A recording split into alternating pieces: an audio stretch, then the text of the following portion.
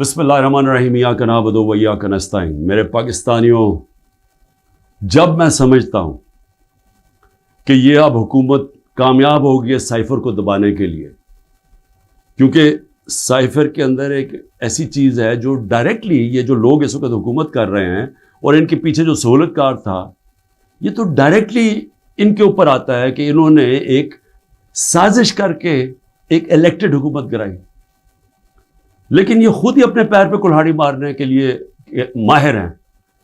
اتنا ان کو خوف ہے کہ عمران خان کسی طرح الیکشن سے باہر کیا جائے، کیونکہ وہ ڈر لگا ہوا ہے کہ الیکشن میں آ گیا تو ہار جائیں گے۔ تو ان کی پوری کوشش ہوتی ہے کہ ہر کوئی موقع نہ جائے کہ کسی طرح اس کو ڈسکوالیفائی کرے یا جیل میں ڈالے۔ یہ کوئی 14 مہینے سے یہ لگے ہوئے ہیں۔ پہلے اس سے میں صرف اعظم خان کے اوپر بات کرنا چاہتا ہوں۔ جس اعظم خان کو میں جانتا ہوں وہ ایماندار آدمی ہے، قابل آدمی ہے، اور جس طرح کی باتیں میں نے پڑھی ہیں سائفر میں وہ کہہ نہیں سکتا۔ جب تک میں اعظم خان کے منہ سے نہیں سنوں گا میں مانوں گا نہیں، کیونکہ اس میں یہ کئی باتیں حقیقت کے ساتھ نہیں ہیں۔ یا تو زبردستی سے اسے کروایا گیا ہے، کیونکہ زبردستی تو اس وقت ساری 2 پارٹیز بنا دی ہیں زبردستی میں، لوگوں کے اوپر بندوق رکھ کے کہ جی آپ اس پارٹی پہ جائیں، اور بندوق کر کے دوسری پارٹی میں جائیں، ان کے ہی بیچاروں کا بیڑا غرق کر کے رکھ دیا اس میں۔ اور پھر جو ہمارے لوگوں کو جو زور ڈالا ہوا ہے پارٹی چھوڑو، بیچارے جیلوں میں ہمارے لوگ پڑے ہیں، عورتیں پڑی ہوئی ہیں، ان کو بس صرف کہیں کہ جی آپ عمران خان کے خلاف وعدہ معاف کو گواہ بن جائیں، یہ وہ بنتے ہیں تو آپ چھوٹ جائیں گے، اور یا پھر کہ جناب آپ کھڑے ہو کے جا کے وہ ٹی وی پہ کہیں میں پارٹی چھوڑ رہا ہوں۔ یہ اس طرح کی اس وقت جو ہم تماشا دیکھ رہے ہیں وہ اس طرح کا چل رہا ہے۔ تو میں نہیں مانتا کہ اعظم خان نے کئی باتیں اس میں سے کہی ہیں اور کئی سچ بھی ہیں، لیکن سائفر تھا کیا؟ 6 مارچ کو 2022 6 مارچ میٹنگ ہوتی ہے، پاکستان کا ایمبیسڈر اسد مجید اور امریکہ کا جو under secretary of state Donald Lu Washington میں میٹنگ ہوتی ہے، آفیشیل میٹنگ ہوتی ہے۔ آفیشیل میٹنگ کا مطلب کہ دونوں طرف نوٹ لے رہے ہوتے ہیں اس میٹنگ کے۔ اس میٹنگ کے بعد ایک سائفر کا مطلب ہوتا ہے ایک خفیہ ایک کوڈ کے اندر میسج بھیجی جاتی ہے، جو کہ ساری دنیا میں آپ کے جو ہمارے جو ایمبیسڈرز ہوتے ہیں وہ ساری دنیا میں ہر ملک کے ایمبیسڈر اپنے فارن آفس کو خفیہ میسیجز بھیجتے ہیں، جس کو سائفر کہتے ہیں۔ وہ سائفر آتا ہے پاکستان، اور وہ میں جب پڑھتا ہوں تو اس میں کیا لکھا ہوتا ہے۔ سائفر میں 2 مین چیزیں ہیں، باقی تو اور بھی چھوٹی موٹی چیزیں ہیں۔ سب سے بڑی چیز لکھی ہوتی ہے کہ جی عمران خان کو آپ نے عدم اعتماد کی ووٹ میں پاکستان کے پرائم منسٹرشپ سے ہٹانا ہے۔ اور ایک اور چیز لکھی ہوتی ہے کہ عمران خان نے اکیلا فیصلہ کیا کہ روس جانے کا۔ آپ کو پتہ ہے روس، اور تب تک جنگ شروع ہو چکی تھی روس کی یوکرین میں، تو عمران نے اکیلے نے فیصلہ کیا، جبکہ اسد مجید ہمارے ایمبیسڈر کہہ رہے ہیں کہ نہیں، عمران خان نے اکیلا فیصلہ نہیں کیا، یہ سب سٹیک ہولڈرز نے مل کے فیصلہ کیا تھا۔ لیکن جس طرح وہ بات کرتا ہے، اسد مجید، سلام کرتا ہوں میں اپنے ایمبیسڈر کو، وہ کہتا ہے اس کے بعد جو مجھے میسج کہ ان کے خلاف آپ کو پروٹیسٹ کرنا چاہیے، ڈیمارش کرنا چاہیے کہ اس نے بڑی غلط زبان استعمال کی ہے۔ غیرت مند ڈپلومیٹ ہمارا، لیکن وہ غیرت یہاں نہیں جاگتی جب وہ یہاں پہنچتا ہے۔ سائفر جاتا ہے آرمی چیف کے پاس بھی، فارن آفس میں بھی، میرے پاس بھی آتا ہے۔ میں جب وہ دیکھتا ہوں میں حیران ہو جاتا ہوں کہ اس کی جرت کیسے پڑی ہے لکھنے کی، یہ کیسے کہہ سکتا ہے۔ اور پھر جب میں یہ دیکھتا ہوں کہ یہ کہہ رہا ہے ایک ایمبیسڈر کو کہ اپنے پرائم منسٹر کو آپ نے ہٹانا ہے، تو پھر میں دیکھتا ہوں کہ یہ میرے لیے تو نہیں ہے، ایمبیسڈر تو مجھے جواب دے ہے، تو مجھے کون ہٹا سکتا ہے؟ پاکستان میں مجھے کون ہٹا سکتا تھا؟ ایک ہی آدمی، جنرل باجوہ۔ سائفر تو جنرل باجوہ کے لیے اس نے بھیجا ہے۔ تو مجھے وہاں سے پہلے سے ہوتا ہے کہ اب تک ہمیں لوگ کہہ رہے ہیں، مجھے خبریں آتی رہتی تھیں کہ جناب فیصلہ ہو گیا آپ کی گورنمنٹ ہٹانے کو، مجھے رپورٹ آ رہی رہتی ہے, آئی بی والے مجھے آ کے بتاتے تھے کہ جی دیکھیں شہباز شریف کی خفیہ میٹنگز ہو رہی ہیں, بیچ میں ان کے لوگ پڑے ہوئے ہیں, جنرل باجوہ کی کوئی فادر ان لا ان کے گھر میٹنگز ہو رہی ہیں. یہ ساری مجھے خبریں آ رہی تھیں. لندن کسی کو بھجوایا جا رہا ہے. تو میں مانتا نہیں تھا. میں جنرل باجوہ کو جب ملتا تو وہ کہتے تھے ہو ہی نہیں سکتا, ہم تو کنٹینیوٹی چاہتے ہیں. اور میں بھی اپنے آپ کو ہوتا ہوں کہ میں مان جاتا تھا. لیکن جب یہ سائفر آیا تو تب مجھے ہوا کہ یہ تو اس کے بغیر ہو ہی نہیں سکتا. پھر سے کہ کون پرائم منسٹر کو ہٹا سکتا ہے سوائے ایک آدمی کے جس کے پاس پاور ہے پاکستان میں. تو پاور ادھر ہی ہے, سپر کنگ ہے, سب پوچھنے والا کوئی نہیں ہے لیکن پاور ہی پاور ہے. اس کے بعد اگلے دن عدم اعتماد اسمبلی میں ٹیبل ہو جاتی ہے اور ایک دم ہمارے لوگ ہلنا شروع ہو جاتے ہیں. اور پھر ہمارے اتحادی وہ بھی ایک دم ہمارے سے خوش نہیں ہوتے. لیکن یہ یاد رکھیں کہ یہ ٹائم کون سا تھا. یہ وہ ٹائم تھا جب پاکستان کی اکانومی 17 سال میں سب سے بہتر امپروو کر رہی تھی. اکنامک سروے اٹھا کے دیکھ لیں آپ, سارے اکنامک انڈیکیٹرز دیکھ لیں, ہم بڑے مشکل وقت سے نکلے تھے. بینکرپٹ اکانومی ملی, 2 سال کرونا آ گیا. دنیا نے تعریف کی کہ پاکستان وہ ملک ہے جو ٹاپ 3 ملک ہے جنہوں نے سب سے بہتر کرونا, اتنی بڑی وبا, اتنے بڑے کرائسس سے ڈیل کیا. جبکہ ہندوستان میں تباہی آئی, ایران میں تباہی آئی, ساتھ والے ملک. پاکستان کی تعریف دنیا کرتی تھی. وہ ایک امریکہ کے اندر جو فائنینشیل ایڈوائزر تھا ٹرمپ کا, میرا وہ کہتا ہے کہ اگر پاکستان کا جس طرح کرونا پہ پاکستان نے ڈیل کیا, اگر امریکہ کرتا تو 10 کھرب ڈالر کا امریکہ کو بچتا تھا. تو ادھر سے نکلے, اکانومی گرو کر رہی ہے, انڈسٹری گرو کر رہی ہے. تو ایک دم یہ عدم اعتماد کدھر سے آ گئی.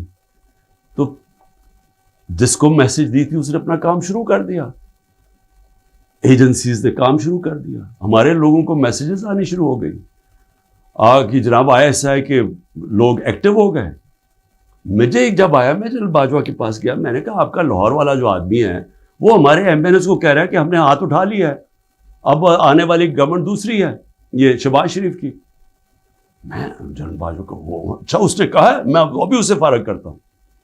تو یہ ڈرامے ہمارے سے ہوتے رہے. پیچھے سے پورا پلان بنا ہوا تھا. اچھا میں نے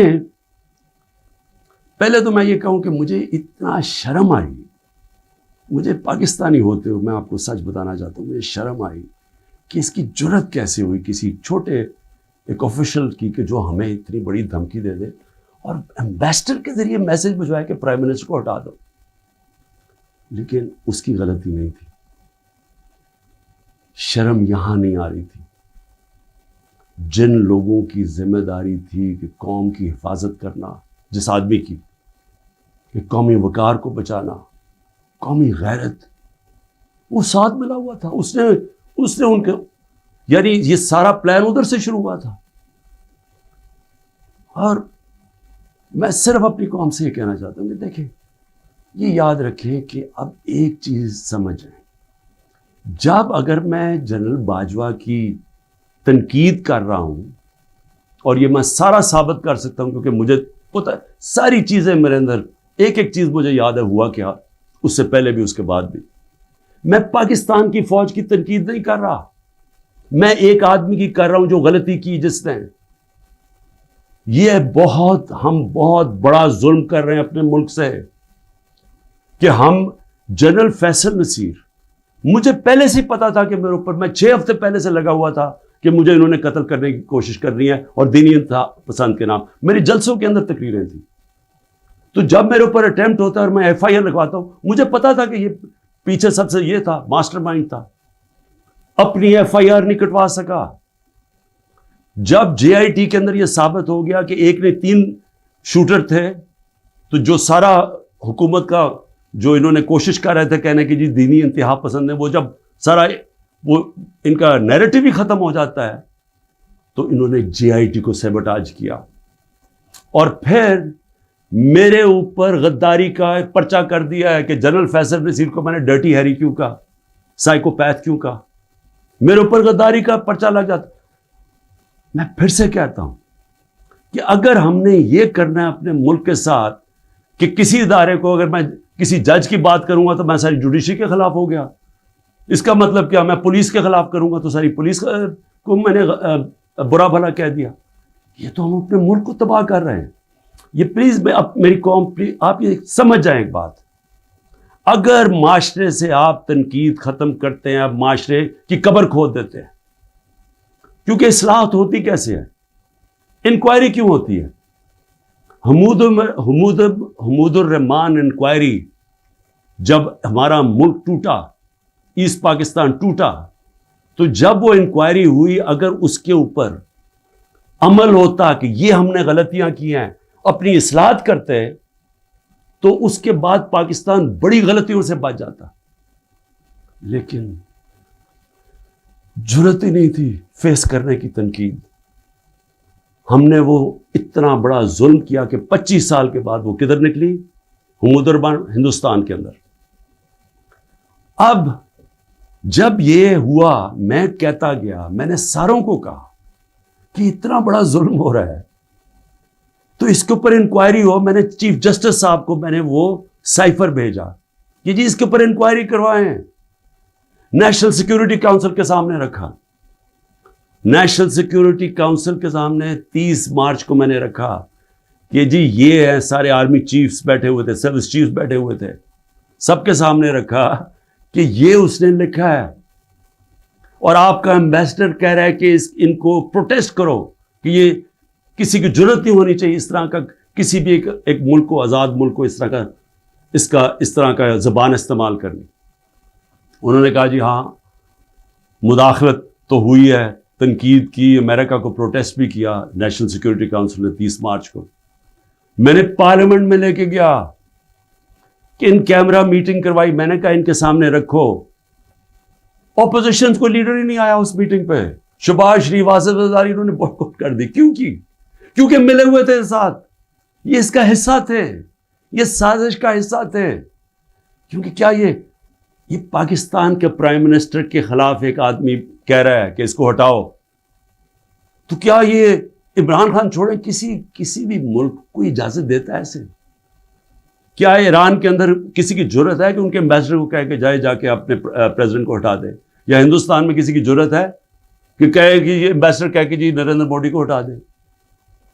قومی غیرت ہوتی ہے، قومیں غیرت کے اوپر کھڑی ہوتی ہیں، قوم غیرت سٹینڈ لیتی ہیں، مشکل وقت گزارتی ہیں اور مضبوط ہو جاتی ہیں. دنیا ان کی عزت کرتا ہے، دنیا اس قوم کی عزت کرتا ہے جو اپنی عزت کرتی ہے. جب ایک عام آفیشل اس طرح کا سٹیٹمنٹ دے اور میں اس کے اوپر کچھ ہو ہی نہ، یعنی نیشنل سیکیورٹی کاؤنسل میں حیران ہو گیا کہ صرف جی ہم ڈیمارش کرتے ہیں. آپ انکوائری کرنی چاہیے تھی، پوچھنا چاہیے تھا، لکھنا چاہیے تھا کہ اس نے کیوں یہ کہا. اور انکوائری جب ہونی تھی تو ایک آدمی نے سامنے آ جانا تھا، جنرل باجوہ نے. مسلسل یہ جناب ان کی میٹنگز ہوتی تھیں، ان کی وہ چارج ڈیفیئر سے ملتے تھے. کیا ISI کو نہیں پتا تھا کہ پچھلے 3 مہینے کے اندر ہمارے پارلیمنٹیرینز، ہمارے PTI کے بیک بینچرز اور یہ اپوزیشن لیڈر سے بار بار امریکن ایمبیسی میں جا رہے تھے. ارشد شریف نے پورا پروگرام کیا، بتایا کہ کون سے دن کون سے لوگ گئے. راجہ ریاض کا بتایا گیا. کیا راجہ ریاض میں فورن پالیسی ڈسکس کرنے گیا تھا؟ جو سب سے پہلے بھاگے وہ امریکن ایمبیسی جا رہے تھے. کیا ان کو نہیں پتا تھا؟ اس کے حصہ تھے. سازش ہو رہی تھی کسی طرح عمران خان کو راستے سے ہٹایا جائے، تب پلان بنا. اور مجھے اتنے افسوس سے کہنا پڑتا ہے کہ کسی کو جو بھی لوگ یہ دیکھ رہے تھے کہ یہاں، میں سوچا کہ کیا ان کو کوئی ان کو نہیں ہے کہ پاکستان ایک بڑی خواب کا نام تھا. پاکستان کا مطلب کیا؟ لا الہ الا اللہ. میرے اپنے کوئی لوگ کہہ رہے ہیں عمران صاحب یہ آپ سائفر نہ اٹھائیں پبلک میں، امریکی ناراض ہو جائیں گے. میں پبلک میں جا کے میں کیوں پبلک کو بتایا؟ میں اپنی قوم کو بتانا چاہتا تھا، کیونکہ قوم غیرت مند ہے، قوم کھڑی ہو گئی ساتھ. یہ سیاسی طور پہ نہیں میں کر رہا، میں ایک وہ پاکستانی ہوں جو اس ملک کے جو خواب تھا میں اس میں بلیو کرتا ہوں کہ لا الہ الا اللہ، کوئی نہیں ہے خدا سوائے اللہ کے، میں کوئی کسی کی غلامی نہیں کرنے کے لیے تیار۔ اور میں آپ کو یہ امریکہ کا بھی بتا دوں، دیکھیں امریکہ کی ایک بات سمجھ ہے، امریکہ جو ہے وہ اپنے مفاد کے لیے فیصلے کرتا ہے، وہ دوستیاں نہیں نبھاتا، امریکہ اپنے انٹرسٹ کو پروٹیکٹ کرتا ہے۔ ہمارا کام ہے ہم اپنے انٹرسٹ پروٹیکٹ کریں۔ جب وار آن ٹیرر میں نے مخالفت کی کہ ہمیں امریکہ کی جنگ میں نہیں شامل ہونا چاہیے، اٹھا لے میری سٹیٹمنٹس، میں ہر بار کہتا رہا کہ یہ ہماری جنگ نہیں ہے۔ میں کیوں کہہ رہا تھا؟ میں اپنے لوگوں کے لیے کہہ رہا تھا۔ مجھے امریکہ نے باہر اینٹی امریکن کہنا شروع کر دیا، پاکستان میں مجھے انہوں نے طالبان خان کہنا شروع کر دیا کہ جی دیکھیں ہماری اپنی گورنمنٹ مجھے، یعنی ہمارا جو اس وقت جنرل مشرف نے کہا جی یہ تو داڑھی کے بغیر دہشت گرد ہے۔ میرا کیا مقصد تھا کہ آپ نے 80 کی دہائی میں لوگوں کو کہا کہ جب بھی فورن آکوپیشن ہو، یعنی کہ کوئی دوسرا افغانستان کے اوپر باہر سے روس نے قبضہ کیا ہوا ہے تو وہ جہاد ہے، اور جب امریکہ قبضہ کرتا ہے آپ کہتے ہیں اب دہشت گردی ہے۔ میں ان کو سمجھا رہا تھا کہ اس کا فال آؤٹ آئے گا پاکستان کے اوپر، 80,000 پاکستانی مار گئے، پتہ نہیں کتنے 100 ارب ڈالر سے زیادہ ملک کو نقصان ہوا، لیکن اس سے زیادہ جو دنیا میں ہم بدنام ہوئے، ساری دنیا میں ہمارا مذاق، ہمیں کہا گیا جی سب سے خطرناک ملک ہے پاکستانی دہشت گرد۔ پاکستانیوں سے جو دنیا میں ہوا، ہرا پاسپورٹ دے کے لیدر لائن میں کھڑا کر دیتے تھے، کتنے پاکستانیوں کو باہر سے ڈپورٹ کر دیتے تھے۔ پوچھیں بیرون ملک پاکستانیوں سے ان کے اوپر کیا گزری ہے۔ اور مجھے جی عمران خان طالبان خان ہے جی، یہ جی دہشت گردی کے ساتھ ہے۔ اور یہ بھی میں اب آپ کو بتاؤں کہ یہ جو تھا، یہ کیوں میرے خلاف کیس بلڈ اپ ہوا، جنرل باجوہ نے کیوں کہا کہ جی یہ ہم جب روس سے واپس آئے، اچھا روس کیا ہے ذرا سننے والے، اس میں سائفر پہ کیا لکھا کہ عمران خان خود روس کیا ہے۔ کہ میں عمران خان نے خود روس کیوں جانا تھا؟ فورن آفس نے مجھے کہا، بیٹھ کے مشاورت ہوئی، ہم نے سارے پاکستان کے ایکس فورن سیکرٹریز کو بلایا، سب نے کہا کہ آپ کا رشیا جانا بہت ضروری ہے، ہمیں اپنے تعلقات ٹھیک کرنے چاہیے۔ پھر ہمیں 20 لاکھ ٹن گندم چاہیے تھی ان سے، وہ ہم بات کرنا چاہتے تھے، کنسیشن میں تھے۔ اس کے بعد جب ٹینشن ہوئی یوکرین سے تو تیل کی قیمتیں آسمانوں پہ چلی گئیں، کموڈیٹی سپر سائیکل آ گیا۔ انہوں نے کہا کہ آپ وہاں جا کے تو ان سے نیگوشیٹ کریں سستا تیل۔ تو سارا اسٹیک ہولڈرز کے ساتھ کہ جتنے بھی تھے انہوں نے پورا پلان کیا، ہم ٹرپ پہ جانے لگے، شام کو ٹینشن بڑھ گئی روس کی اور یوکرین کی۔ میں نے جانے سے پہلے جنرل باجوہ سے پوچھا کہ کیا مجھے جانا چاہیے یا نہیں، انہوں نے کہا ہم سب بیٹھے ہوئے ہیں، ہمارے خیال میں آپ کو جانا چاہیے۔ تو سب سے پوچھ کے میں روس گیا، میں اپنی ذات کے لیے تو نہیں گیا۔ تو واپس آیا تو جناب جنرل باجوہ نے اس کے 2 دن بعد کہ جی مذمت کرو کہ جو روس چلا گیا وہاں۔ فورن آفس بھی بیٹھا، ہمارے مین لیڈرز بیٹھے ہیں، ہم نے کہا کہ ہندوستان تو مذمت نہیں کر رہا، وہ تو ان کا اسٹریٹجک ایلائی ہے، وہ تو نہیں کر رہا، ہم کیوں کریں؟ اور ہم ان سے ڈیل کر کے آ گئے تھے سستا تیل پہ اور سستی گندم پہ۔ اس کے بعد جا کے ایک نیشنل سیکیورٹی کا سیمینار ہو رہا ہے، جنرل باجوہ بیٹھ کے کہتا ہے جی عمران خان ہم روس کی سخت مذمت کرتے ہیں، گورنمنٹ کی پالیسی کے خلاف جا کے سٹیٹمنٹ دے دیتا ہے۔ اس کے بعد حسین حقانی کی ٹویٹ آتی ہے، وہ کہتا ہے جنرل باجوہ پرو امریکہ ہے اور عمران خان اینٹی امریکہ ہے۔ بعد میں ہمیں پتہ چلتا ہے کہ ہم نے $30,000 دے کے حسین حقانی کو جنرل باجوہ نے ہائر کیا ہوا تھا ہماری گورنمنٹ کے دوران۔ وہ بعد میں جب ان کا فیرا، ان کا ایک ادارہ ہوتا ہے جو آپ کو رجسٹر کرنا پڑتا ہے لابیز کو، اس میں پتہ چلتا ہے بعد میں ہمیں۔ تو میرا اپنا ہی آرمی چیف میرے خلاف لابی کر رہا تھا، ان کو بتا رہا تھا میں کتنا برا ہوں۔ میں صرف آج یہ کہنا چاہتا ہوں کہ دیکھیں میرے پاکستانیوں، جو جدھر آج ہم کھڑے ہیں، ہمیں پہلے فیصلہ کرنا چاہیے کہ کیا ہم نے بیکاریوں کی طرح، ایک چونٹیوں کی طرح باقی زندگی گزارنی ہے پاکستانی ہوتے ہوئے؟ جس طرح ہم جا رہے ہیں تو کوئی مستقبل نہیں ہے۔ کیا ہم نے خوددار قوم کی طرح لا الہ الا اللہ جس کا نعرہ تھا، یہ خوددار قوم، لا الہ الا اللہ غیرت دیتی ہے انسان کو، ایک چھوٹے سے انسان کو بڑا انسان بنا دیتی ہے۔ ہم ایک دنیا کے عظیم لیڈر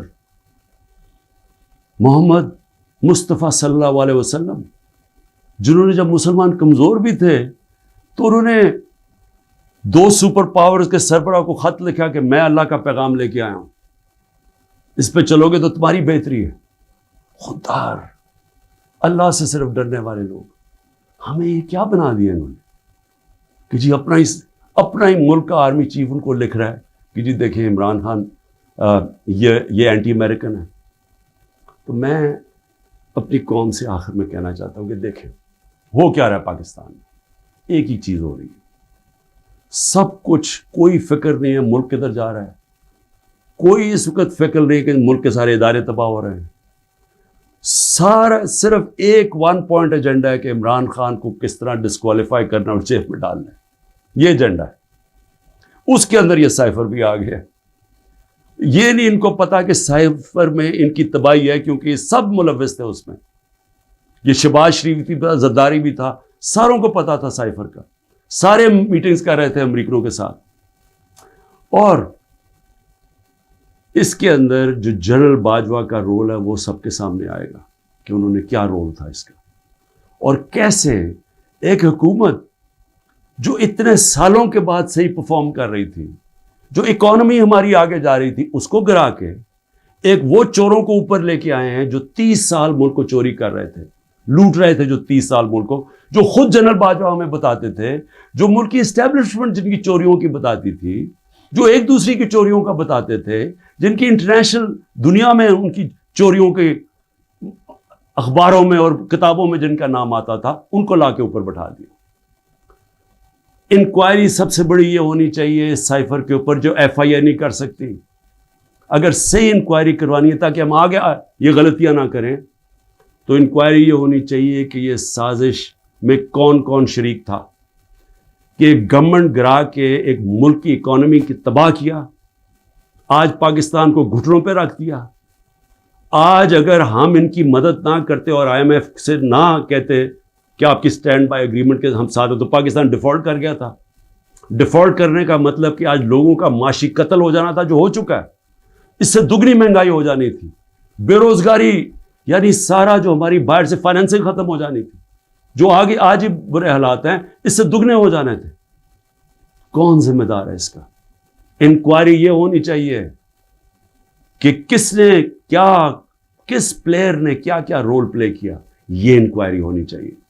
اور اس کے اندر یہ ایف آئی اے جو کہ شہباز شریف نے اپنے اوپر نوکر بٹھا دیے ہیں، یہ انکوائری نہیں کر سکتے۔ اور میں جو آخر میں بتانا چاہتا ہوں کہ جو کوششیں ہو رہی ہیں، کوشش کیا ہو رہی ہے؟ ہر چیز کرتے ہیں وہ فیل ہو جاتی ہے، کیونکہ اللہ حق ہے۔ توشہ خانہ کے اندر کیا چیز ہے جی؟ عمران خان نے ان کو کہا کہ جو توشہ خانہ میں ابھی بھی لوگ بیٹھے ہوئے ہیں، جن کا کام ہے اسیس کرنا کہ ایک جب آپ کو تحفہ ملتا ہے اس کی کیا قیمت ہے، میں نے ان کو کہا کہ کم قیمت دکھاؤ، اور اب وعدہ معاف گواہ ڈھونڈ رہے ہیں کہ کوئی جا کے بتائے کہ عمران خان نے ہمیں کہا تھا قیمت کم دکھائیں۔ اور اس کے علاوہ القادر یونیورسٹی، یعنی یہ سوچیں کہ ایک یونیورسٹی بنتی ہے جو سیرت نبی پڑھانے کے لیے، تاکہ لوگوں کا کردار ہم ٹھیک کریں، کیریکٹر بلڈنگ کریں، بتائیں کہ ہمارے جو بڑے بڑے صوفی تھے یہاں، جن کی وجہ سے اسلام پھیلا، ان کی پیغام کیا تھا، نئے لیڈرشپ پروڈیوس کریں جو کہ سیرت نبی پہ ہوں، اور پھر مفت تعلیم ملے، ٹیکنالوجی بھی پڑھائی جائے، لیکن مفت تعلیم۔ اس وقت سارے جو پڑھ رہے ہیں وہ ہیں جو کہ غریب گھرانوں کے اسٹوڈنٹس ہیں، مفت پڑھ رہے ہیں وہاں۔ یہ جناب عمران خان نے جرم کیا ہے کہ جی القادر یونیورسٹی بنا دی، جو ذاتی فائدہ ہو گیا مجھے، جس طرح کہ مجھے اس سے کوئی آمدنی آ رہی ہے، جس طرح شوکت خانم سے ہی آ رہی ہے یا نمل یونیورسٹی سے۔ اور پھر